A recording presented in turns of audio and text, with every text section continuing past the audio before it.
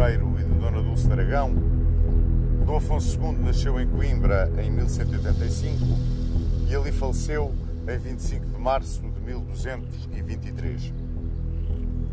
Começou a reinar em 1211. Muito embora, segundo dizem, fosse um homem agigantado, a obesidade impediu-o de participar ativamente na guerra do seu tempo. Enfermiço, tinha uma doença de pele desde sempre e que depois degenerou em lepra, que foi o que acabou por o matar. Dom Afonso II nunca foi um guerreiro, como vos disse, e, apesar disso, foi no seu reinado que caiu a praça de Alcácer do Sal. Depois de uma grande batalha que aqui se travou em 11 de setembro de 1217, Alcácer acabou por se render em 18 de outubro de 1217. E foi uma extraordinária conquista na reconquista cristã do território português. A sua atividade de monarca teve como ponto fundamental, ponto fulcral, a luta que travou pela centralização do poder real e onde enfrentou o clero, a nobreza e, inclusivamente, os concelhos, o braço popular da sociedade portuguesa.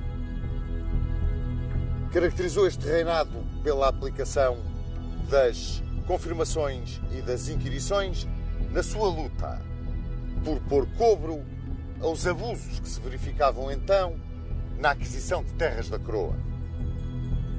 Foi um homem que não compreendeu muito bem a sociedade e o tempo em que vivia e, por isso, se isolou dessa mesma sociedade.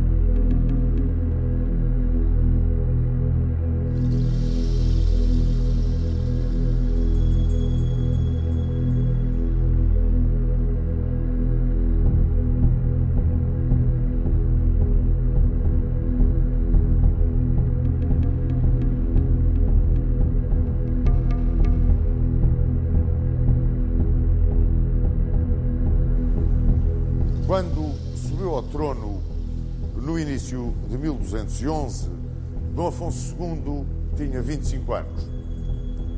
Era enfermiço, obeso, muito embora com um aspecto imponente, era um homem sem qualquer vocação militar, não tinha gosto nenhum pelas armas, mas em contrapartida tinha herdado de seu pai o gosto pela política interna, pelas lutas com o alto clero, pela centralização do poder real, pelo apoio do braço popular. Amigo e admirador, confesso, do chanceler Julião, que tinha sido o chanceler de Dom Sancho I, e com quem muito aprendera e com quem muito se inspirava, Dom Afonso II, muito cedo, começou a aplicar, por assim dizer, as manhas e as doutrinas desse chanceler Julião. Assim, não é de estranhar que logo uns dias depois de ter subido ao trono se recusasse a cumprir o que tinha jurado em Alcobaça junto do pai moribundo quanto às heranças das irmãs e dos irmãos. Reunia logo de seguida, cortes aqui em Coimbra. As primeiras historicamente comprovadas na história de Portugal. E nessas cortes, de uma forma manhosa, altamente política, preparou a cisão entre o alto clero e a nobreza. Para isso, teve falsas mostras de submissão, falsas simpatias para com o alto clero, por forma a conseguir isolar o seu primeiro objetivo, a grande nobreza terratenente, encabeçada, claro está, pelas suas irmãs e os seus irmãos. Mas, no entanto, mesmo nessas cortes de Coimbra, marcou o seu terreno com o alto clero. Assim, começou por dizer que ficavam muito limitadas as condições de aquisição de bens pela Igreja. E mais, e que muito embora continuassem dentro do campo jurídico de resolução dos prelados os conflitos de caráter violento ou as faltas de caráter violento cometidas pelos clérigos e demais membros da instituição religiosa, todas aquelas que implicassem dinheiros ou bens passavam para a alçada secular. Estava-se a ver mesmo qual era a ideia de Dom Afonso II. E essa ideia foi perfeitamente captada pelo arcebispo de Braga, Dom Estevão Soares da Silva, que logo aqui nas cortes de Coimbra levantou a voz contra aquilo que Dom Afonso II se propunha fazer. Bom, depois dessas cortes, a guerra com a nobreza foi imediatamente declarada. A guerra com a alta nobreza era um facto evidente.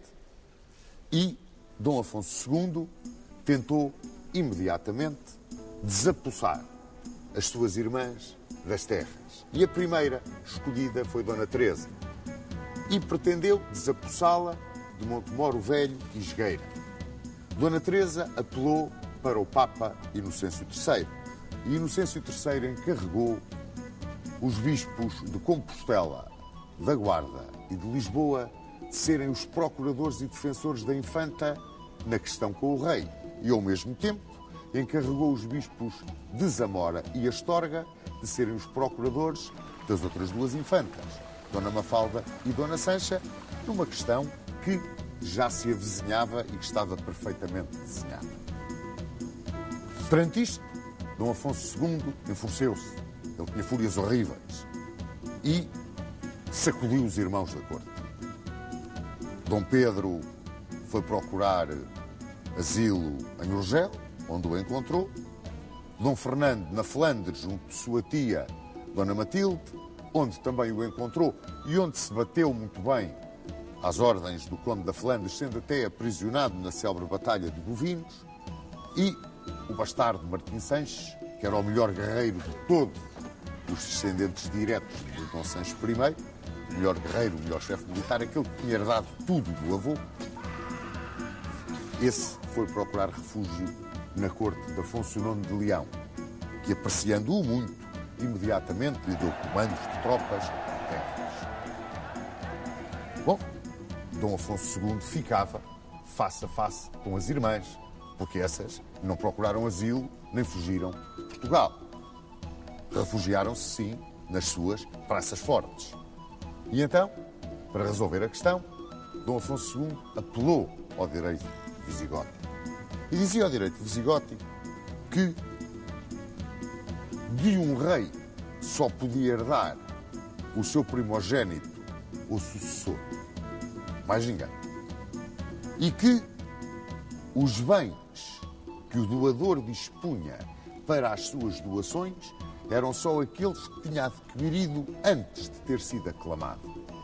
Isto destruía completamente as disposições que, num momento de fraqueza, Dom Sancho I tinha tido e que não foram mais do que o esfacelar de toda a propriedade régia através das doações de vilas, castelos, terras que tinham deixado o seu sucessor Dom Afonso II numa gravíssima situação. Portugal, praticamente, estava na posse da alta nobreza do alto clero. O rei pouco ou nada tinha. para poder materializar a sua política, Dom Afonso II preparou-se para invadir as terras das irmãs, mas precisava de um pretexto válido. E esse pretexto surgiu quando Dona Mafalda doou aos hospitalários a sua cotada de boças. Começava ela, portanto, a desprender-se dos seus próprios bens. Podia aliená-los. Aliás, isso constava, como bem se lembram, do que Dom Sancho tinha determinado no seu testamento. Imediatamente, Dom Afonso II, com os seus homens de armas, mandou invadir a cotada de boças. E a seguir às terras vieram os castelos. Mas aí as coisas complicaram-se. Quando foi do início da luta entre a coroa e a alta nobreza, alguns ricos homens portugueses foram com Martim Sanches a refugiar-se em Leão. Quando se começou a desenhar a tentativa de ocupação dos castelos da herança das infantas, esses ricos homens que estavam em Leão vieram apoiar as infantas. E nisso foram seguidos, praticamente, em peso, por toda a alta nobreza que tinha ficado em Portugal. E a guerra entre a alta nobreza, apoiando as infantas, e o rei, que queria desapossar as infantas da sua herança, estava declarada. É nesta altura que Afonso VIII de Castela reacende a Guerra da Reconquista, que estava quase suspensa desde as tréguas de 1198. Era o novo emir de Marrocos, o Anazir, o homem que acabava de pregar a Guerra Santa por toda a Mauritânia e se preparava para vir invadir a península, cruzando o estreito.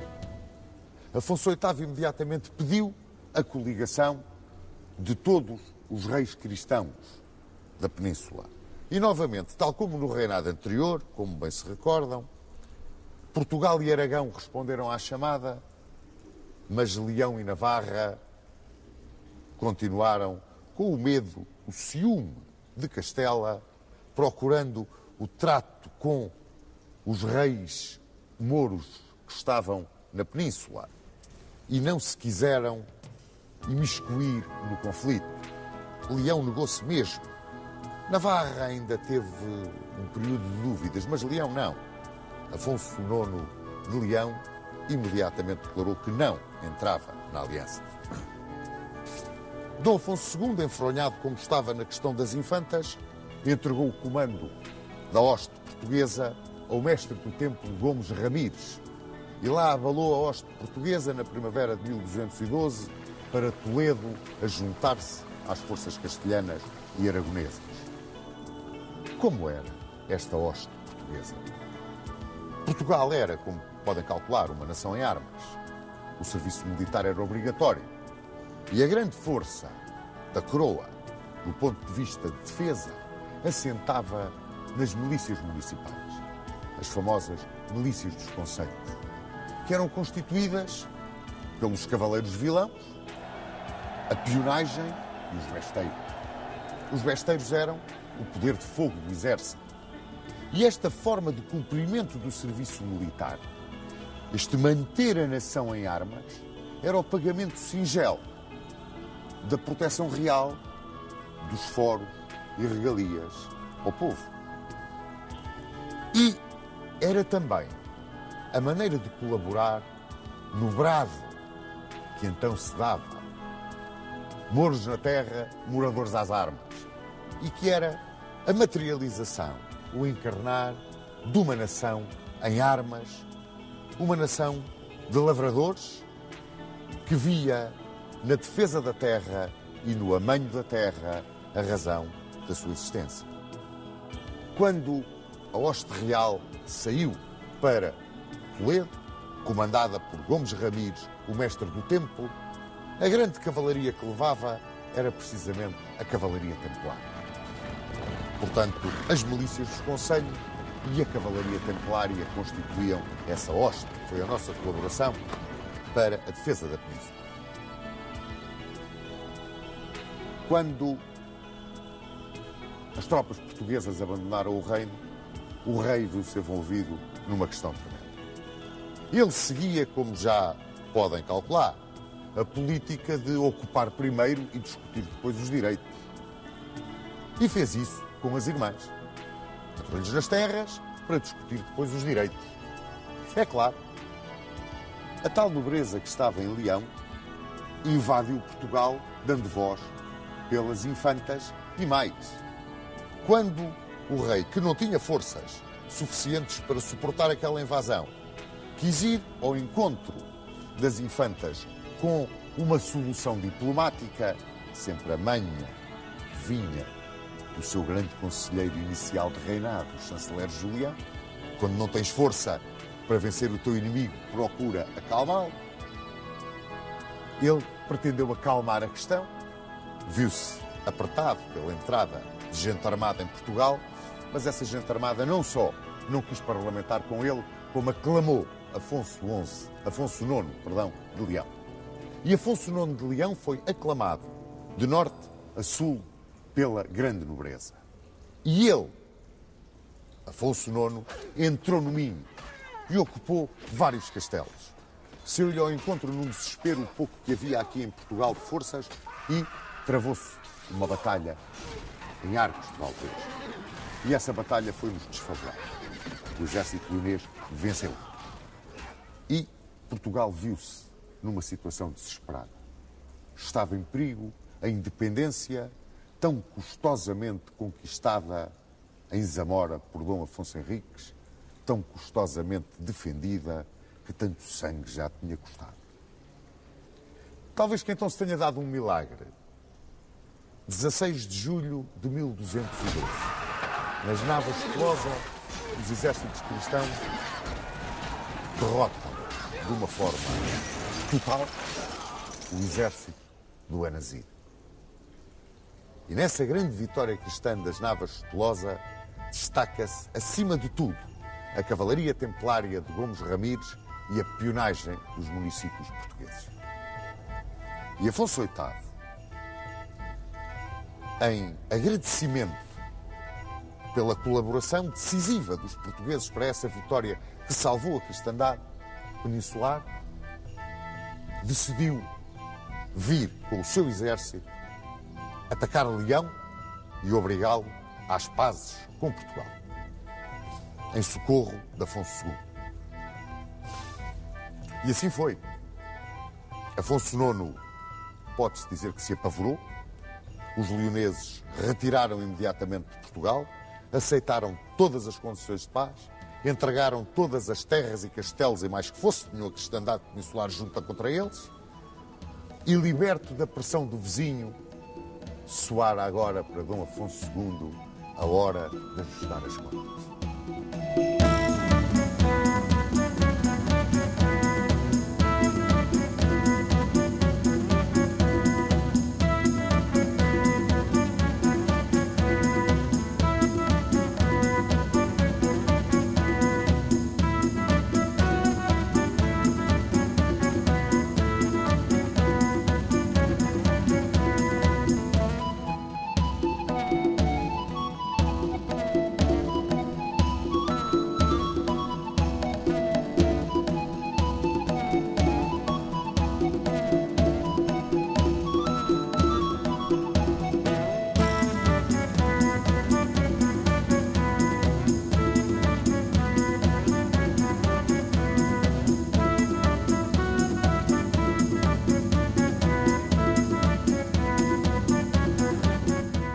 Então o rei contra as infantas e fê-lo numa altura em que de Roma chegavam críticas severas ao seu incumprimento do jurado no testamento paterno.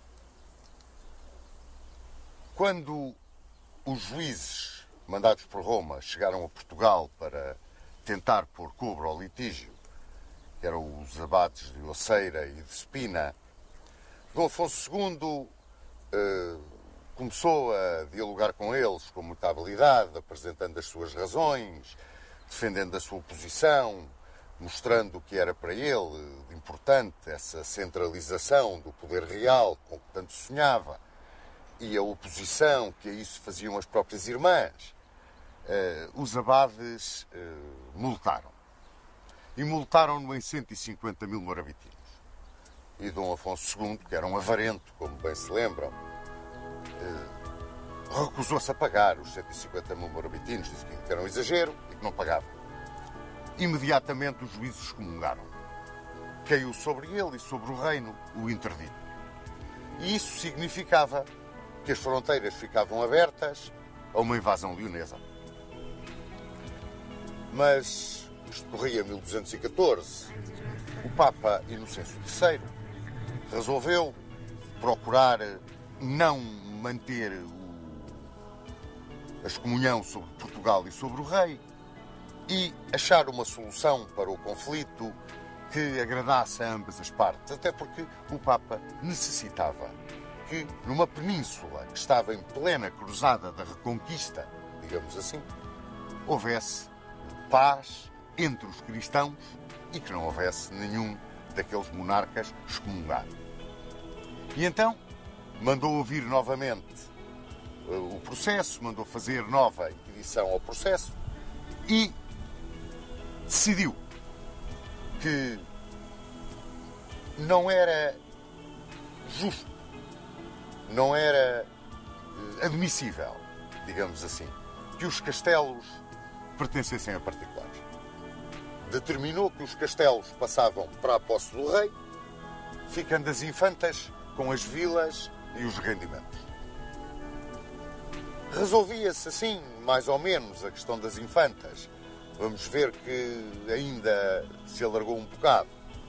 Mas levantou-se o interdito a Dom Afonso II e parecia que tudo tinha acalmado. Não tinha. Em 1216, o rei lança-se numa luta frontal contra o clero e contra a nobreza. E lança-se numa luta frontal, determinando a execução de confirmações gerais. Aqui, em 1220, seguiram as inquirições. Estas confirmações e as inquirições eram ações administrativas para procurar pôr cobro aos abusos que o clero, a nobreza e até os conselhos faziam com a posse indevida de terras e bens que pertenciam à coroa. Estas confirmações, que havia vários tipos de confirmações. Eram as confirmações genéricas, onde não era especificado aquilo que se ia confirmar, as confirmações por sucessão, que sucediam por morte do donatário ou do anfiteuta, e as confirmações de rei a rei, que sucediam sempre quando um monarca sucedia a outro, e as confirmações gerais, aquelas que o rei mandava fazer quando muito bem entendia. Não eram muito habituais até ao reinado de Dom Afonso II. No entanto, a partir dele, começaram a fazer-se com uma certa frequência. E estas confirmações eram feitas fundamentalmente através dos documentos de doação. Portanto, perante uma determinada terra doada ou reclamada como doada, o donatário tinha que apresentar, para ser confirmada essa doação, o documento, quando essa doação estava expressa, e tinha que confirmar também que cumpria o articulado da doação. Normalmente, no que diz respeito ao pagamento de rendas do produto da terra, rendas que ele tinha de pagar à coroa e que vinham especificadas no documento da doação. As inquirições, que eram feitas por um conjunto, uma equipe, digamos, de inquiridores, que variou, nos primeiros tempos eram 12, depois passou para 4, e que eram os juízes, digamos assim, as justiças régias. Esses iam perguntar a pessoas dos lugares que estavam englobados na doação se cumpria o que estava determinado na concessão da terra, sobretudo no que diz respeito ao comportamento perante a coroa. É claro que estas inquirições e até as confirmações, mas as inquirições eram uma prova do poder real. Quer dizer, eram um sinal exterior do poder do rei. Porque eram feitas, muitas vezes, sobre cotos. Ou seja, terras que estavam vedadas ao acesso dos funcionários régios. Esses cotos, na altura de Dom Afonso II, foram, não direi invadidos, mas os funcionários régios foram lá fazer os inquéritos junto dos moradores. É curioso que estas medidas não agravavam só o clero e a nobreza, agravavam também os concelhos. Porque os concelhos, sobretudo aqueles concelhos limítrofes na zona de fronteira, também às vezes iam buscar o seu bocado de terreno à propriedade da coroa.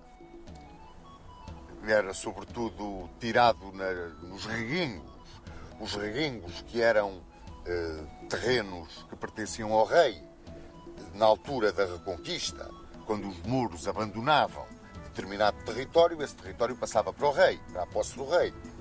Umas vezes era doado através da concessão de forais, na política de povoamento que vimos com Dom Sancho I, mas outras vezes não eram doados, não havia forais, aquilo pertencia à coroa. E os concelhos às vezes iam lá buscar o seu bocado de terra. E como se lembram, havia aquele grito, mouros na terra, moradores às armas, que significava que a terra que era arroteada era aquela que era defendida. E as populações sentiam aquela terra como sua. Se chegavam os funcionários régios e lhes queriam tirar a terra porque não havia documento justificativo de que aquela terra era do concelho, os moradores não ficavam grandemente satisfeitos. E isso atuou um bocado como elemento isolador de Dom Afonso II. Ele ficou isolado da nobreza, do clero e das próprias populações dos concelhos. Foi um erro que ele cometeu. Ele andou um bocado à frente daquilo que eram os costumes do seu tempo de rei. Entrava 1217 e em Santa Cruz de Coimbra começava-se a ouvir falar de Fernando de Bulhões. Fernando de Bulhões, que ali professara, que estava a trabalhar nas enfermarias, que tratava dos pregadores, dos franciscanos que passavam por Santa Cruz e que, de tal forma, se entusiasmou com a vivência, com a filosofia, com o carisma dos frades menores, que seguiu com eles para Marrocos, tornou-se amigo de São Francisco de Assis, foi um extraordinário pregador, foi um homem de uma vida exemplar, um homem que encheu de prestígio e de glória o nome de Portugal e da cidade de Lisboa, onde tinha nascido e onde é tão celebrado e festejado, talvez de uma forma que não tem absolutamente nada a ver com aquilo que ele foi e que é o nosso Santo António de Lisboa. Morreu em Pádua em 1231 e pouco depois foi canonizado pela Igreja. Foi um caso de canonização extremamente rápida. Tais foram os milagres que lhe foram atribuídos. Ora, na primavera de 1217, arribou a Lisboa uma esquadra de cruzados alemães que iam para a Terra Santa. E o bispo de Lisboa, Dom Soeiro, aproveitou a chegada daqueles cruzados para os convidar, juntamente com tropas portuguesas, conquistarem a praça de Alcácer do Sal. A 10 léguas de Lisboa, Alcácer do Sal era, além de ser uma posição estratégica extraordinariamente importante, era um espinho cravado no flanco atlântico da reconquista cristã.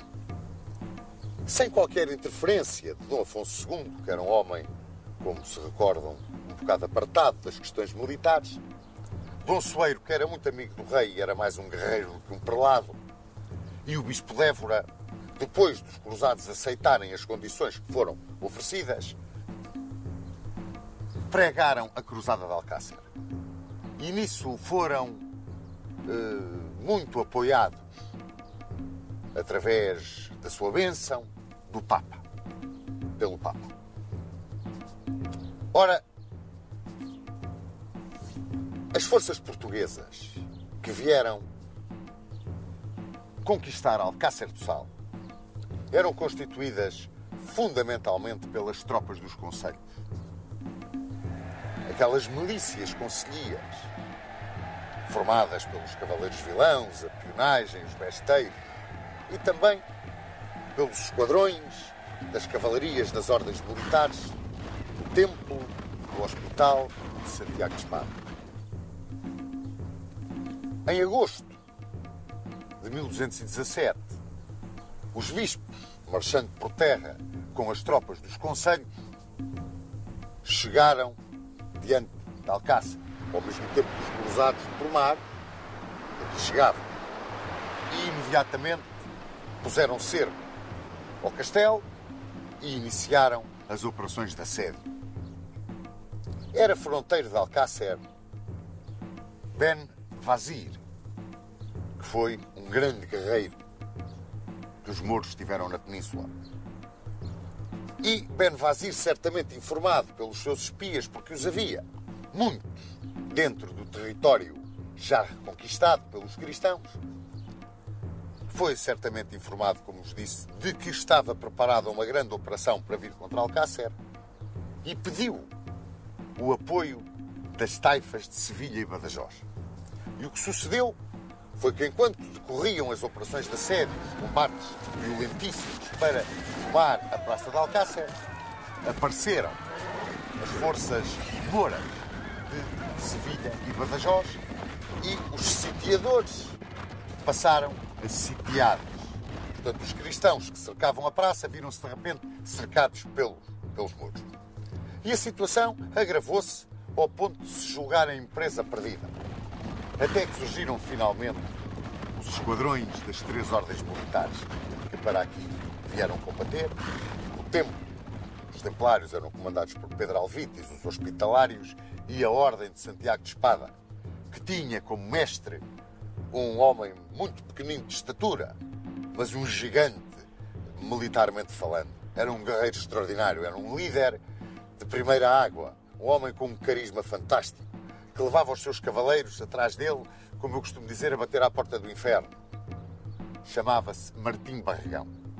Foi ele que comandou as forças cristãs na batalha campal que então se travou neste terreno, nesta campina que está atrás de nós e que ficou chamada a Batalha de Alcácer.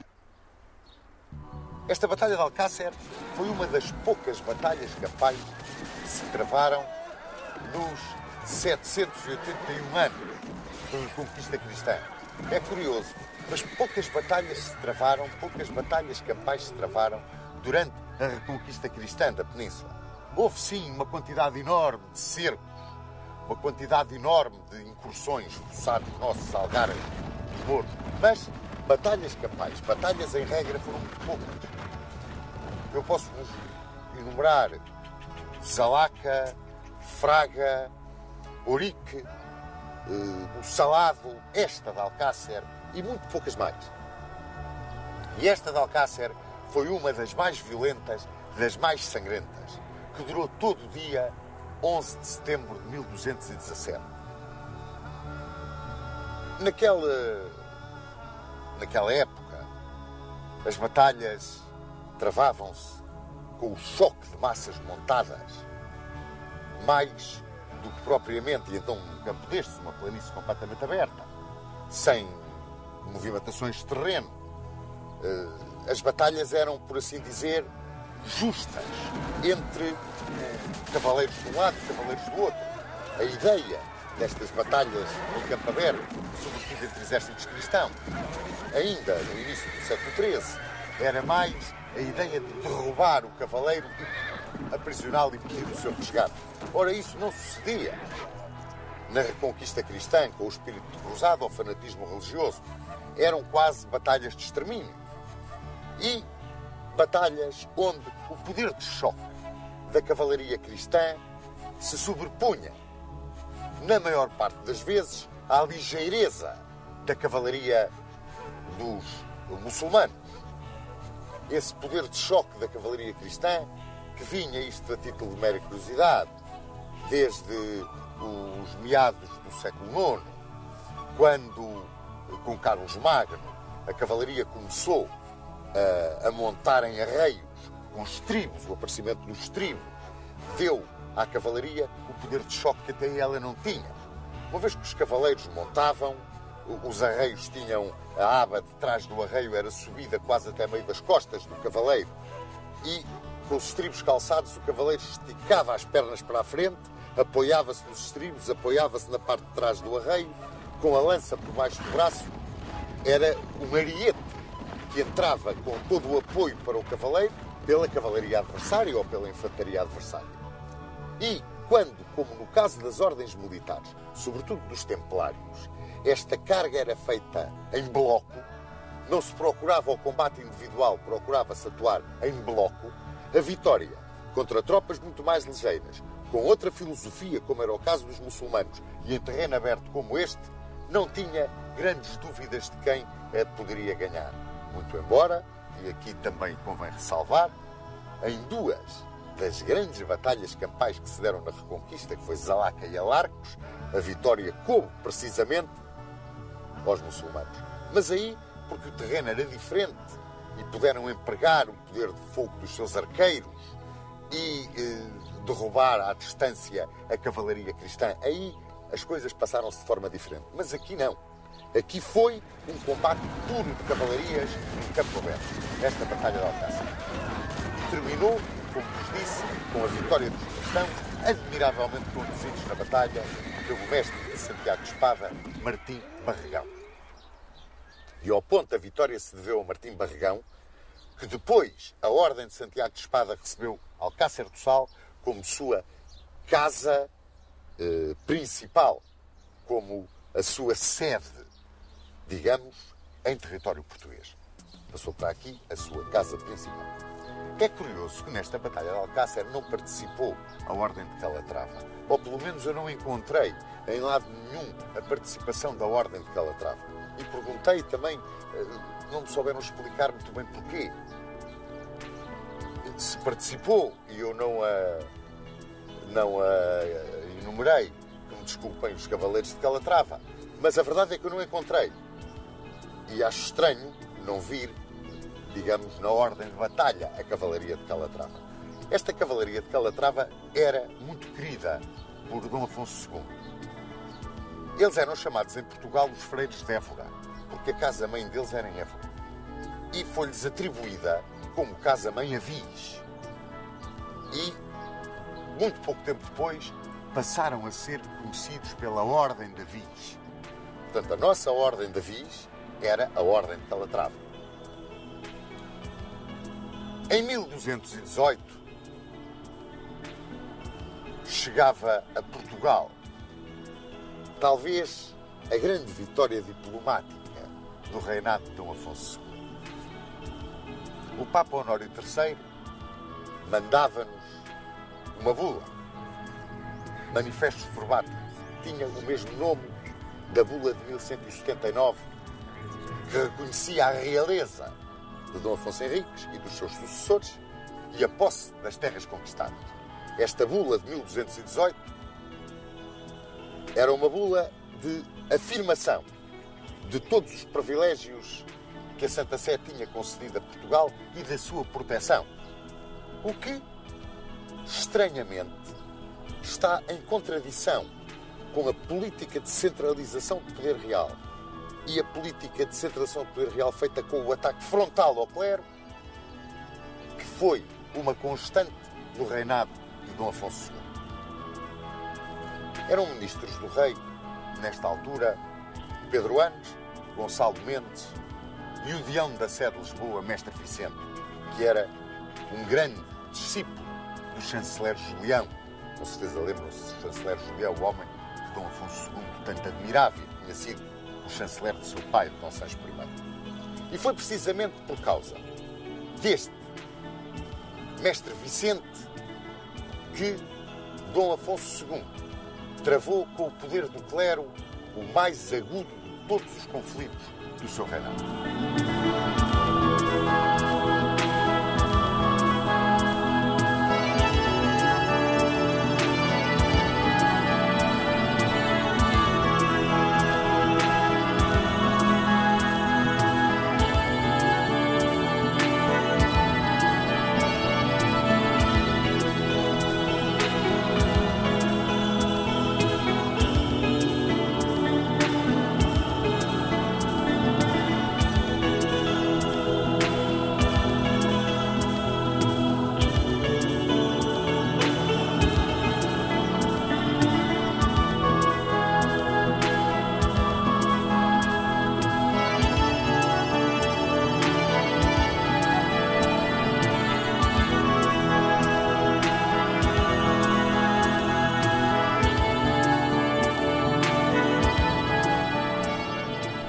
Cerca de 1220, o bispo de Lisboa, Dom Soeiro, um dos heróis da tomada de Alcácer, teve um litígio com o Deão da Sé, Mestre Vicente. E Dom Afonso II favoreceu o Mestre Vicente nesta questão. Quando se agravou o litígio e o bispo expulsou o seu Deão da Sé, o rei recebeu o Mestre Vicente no paço, tratou-o muito bem e cumulou-o de gentilezas e benesses, o que revoltou e irritou profundamente o bispo de Lisboa. Agravava-se assim novamente o conflito entre o clero e o trono. E, nesta altura, o arcebispo de Braga, Dom Estevão Soares da Silva, apoiou, mais uma vez, frontalmente, a luta do clero. E entrou em choque com o rei.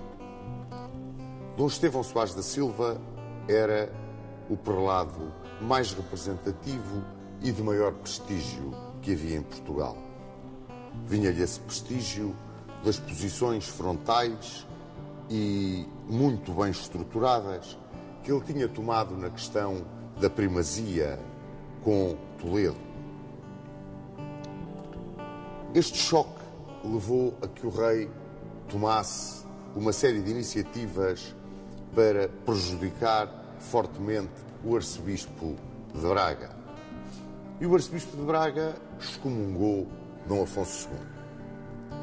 Como retaliação a esta excomunhão, Dom Afonso II mandou uma alçada às terras do arcebispo de Braga, acompanhada por milícias municipais e por vários fidalgos que apoiavam o rei, e saqueou, pilhou, roubou, incendiou, pôs a ferro e fogo as terras do arcebispo. E o arcebispo fugiu. Fugiu e foi-se refugiar junto do Papa Honório III, reclamando das injustiças e das perseguições do rei. E Honório III encarregou os bispos de Tui, Placência e Astorga de trazerem à razão Dom Afonso II e fazerem-no devolver e indemnizar o arcebispo de Braga, devolver as terras e indemnizá-lo. Dom Afonso II não ligou a isso e continuou com a sua política. E dentro dessa sua política enviou uma devassa à terra de Límia para que se pilhasse e saqueasse um coto, o coto de Herveredo de Límia, que pertencia ao arcebispo de Braga e que estava dentro das terras da Galiza, pois Límia pertencia à Galiza. Era fronteiro da Galiza o bastardo real Martim Sanches, bastardo de Dom Sancho I, meio-irmão, portanto, de Dom Afonso II, com quem não se dava nada bem. Tinha um ódio muito grande entre os dois. E era fronteiro de Límia e de Toronho. Ele tinha-se refugiado no Reino de Leão e Afonso IX gostava muito dele. Achava que ele era um grande guerreiro, um grande capitão. E realmente depois ilustrou-se na Batalha de Terrada contra os mouros. E Martim Sanches só estava à espera de uma oportunidade para vir ajustar contas com o irmão a Portugal. E essa oportunidade surgiu quando o coto de Herveredo, que tinha sido doado por Afonso IX ao arcebispo de Braga, foi assaltado e saqueado pelas milícias municipais e pelos senhores de Dom Afonso II na sua perseguição ao arcebispo. E Martim Sanches entrou em Portugal, foi direito a Ponte de Lima. Dom Afonso II levantou as milícias municipais e foi contra ele. Quando chegou a Santo Tirso, retirou para Gaia e entregou o comando das suas forças a 3 senhores. Quando a milícia portuguesa, a milícia municipal, focou contra as forças de Martim Sanches em Barcelos, foram derrotados. As forças reais retiraram-se sobre Braga, foram derrotados novamente.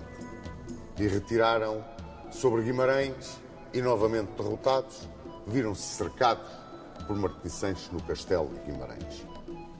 Foi nesta altura que Afonso IX de Leão invadiu Portugal por trás dos montes e tomou Chaves sem resistência. O norte do país estava a ferro e fogo. E quando Martim Sanches e Afonso IX de Leão retiraram do norte do país carregados de despojos, Chaves ficou ocupado como um penhor, uma garantia dos direitos das infantas que voltavam a reclamar junto do Papa Honório III, como muito bem se recorda.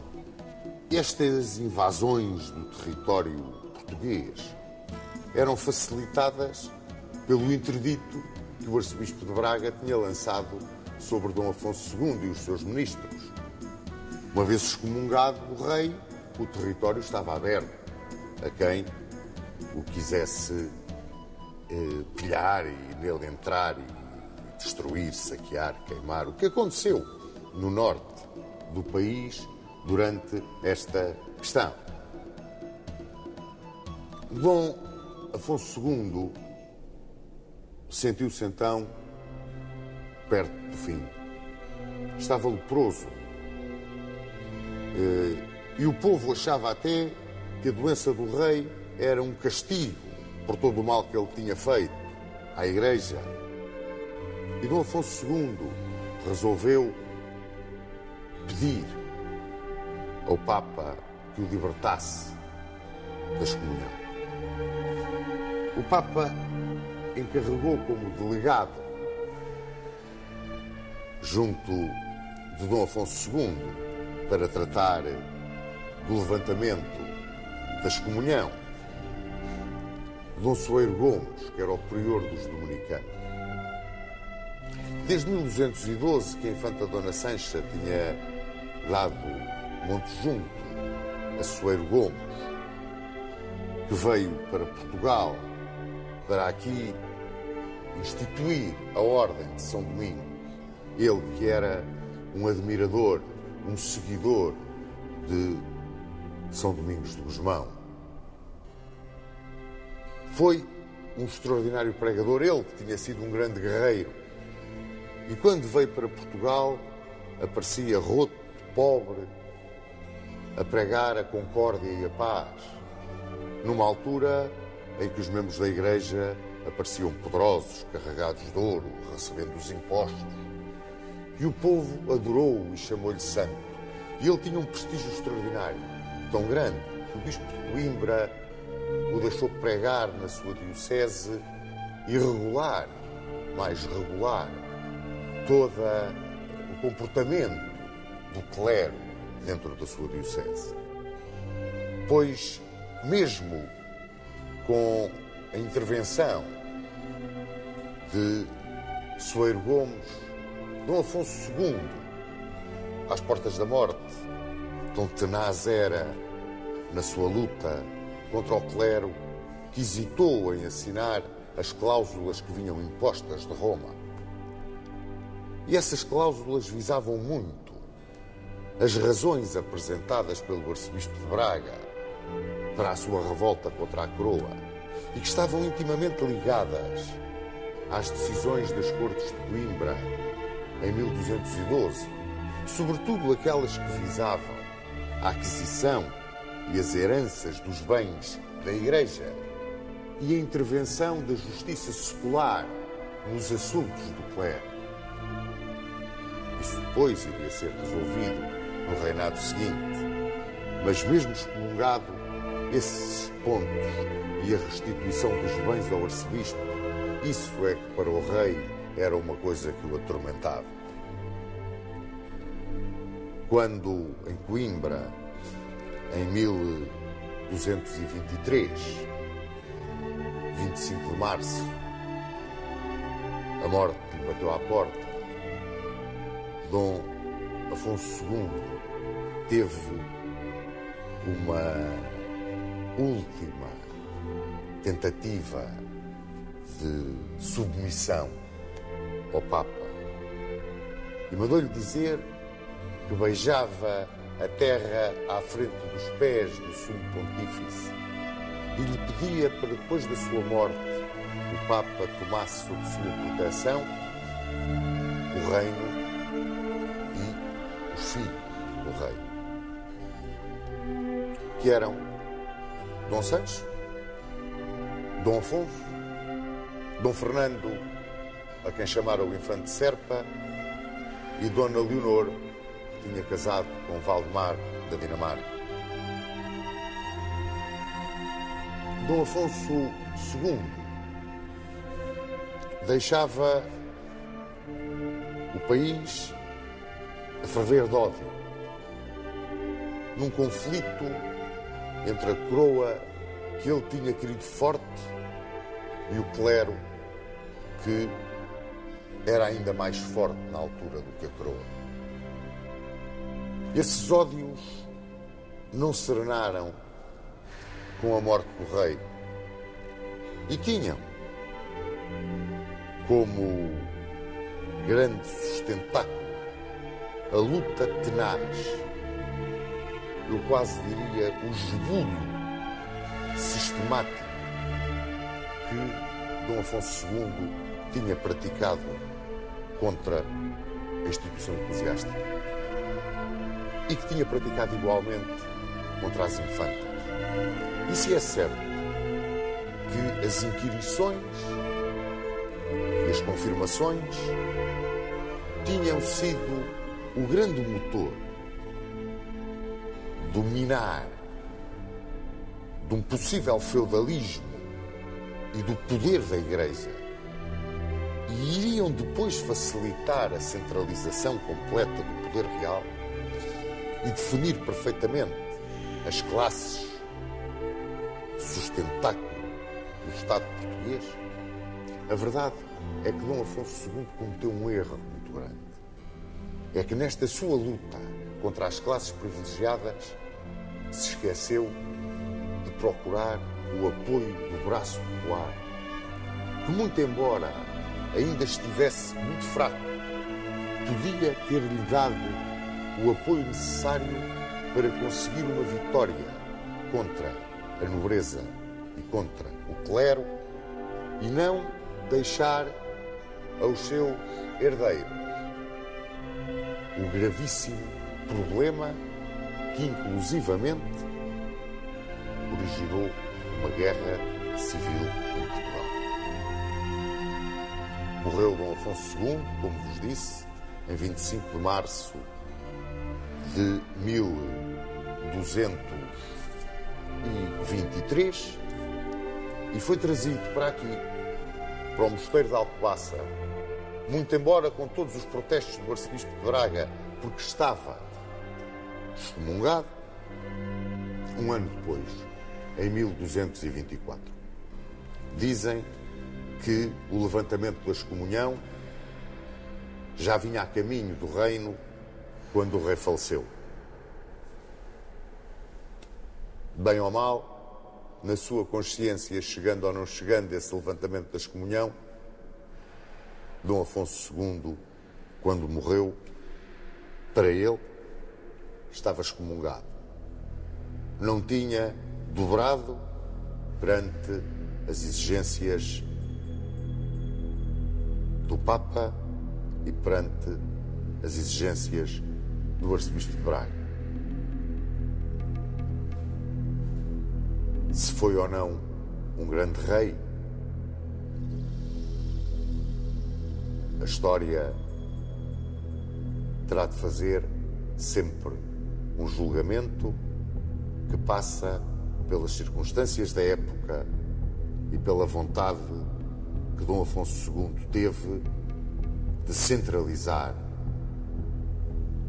e engrandecer o poder da coroa.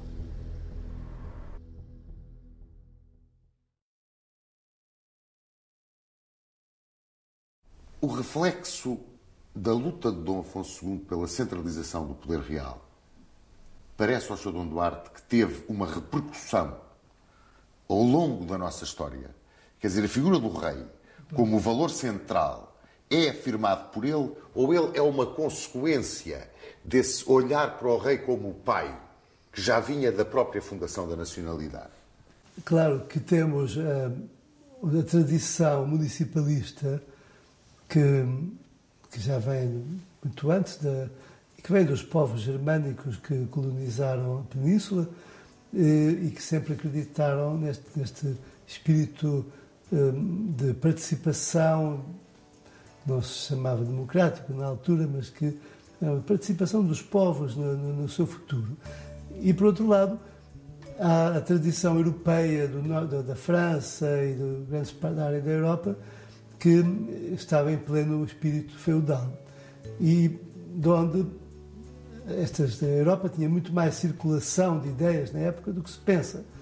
Não só viajava-se muito, os próprios príncipes viajaram, como também havia casamentos, enfim, e havia, portanto, a ideia de que se na Europa, no centro da Europa, os senhores feudais tinham uma grande independência em relação ao poder do rei, que isso era perfeitamente normal e devia-se aplicar também em Portugal. Só que os reis achavam que isto era um entrave à justiça, um entrave ao progresso e que acabava por ser prejudicial ao país. Sobretudo, ainda tínhamos a ameaça militar forte do Islão, que podia, em cada altura, voltar a conquistar as terras libertadas.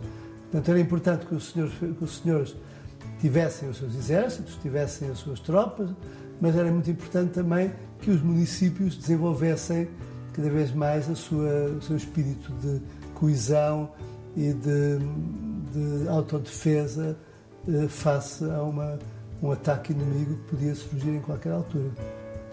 É aquela frase célebre que se dizia no reinado de Dom Afonso II, moros na terra, moradores às armas, que é a base, na minha opinião, da nação em armas, que Portugal sempre foi. Mas, na sua luta, Dom Afonso II, até certo ponto, desafiou a Igreja.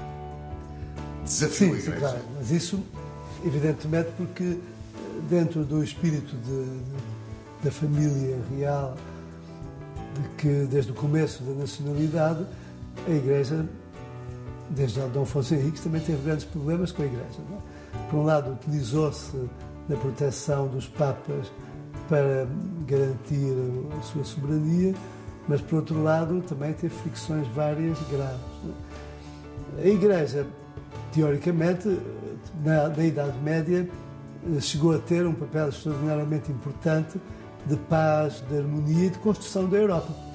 Não há dúvida que a Europa foi construída pela Igreja. Depois da queda do Império Romano, enfim, foi a Igreja que recuperou a Europa.